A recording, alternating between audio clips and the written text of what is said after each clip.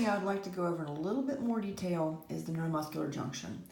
And that is this section right here.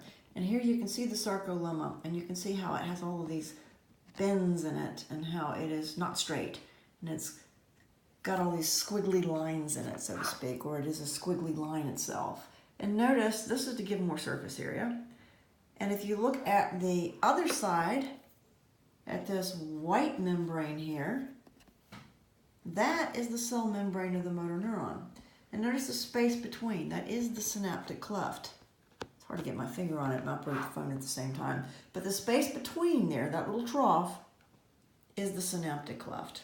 That is the area through which the acetylcholine molecules have to diffuse once they are released from the synaptic vesicles.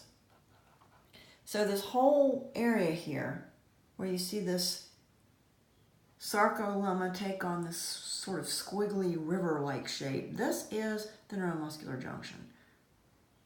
And this is where the neuron is going to communicate with the muscle cell.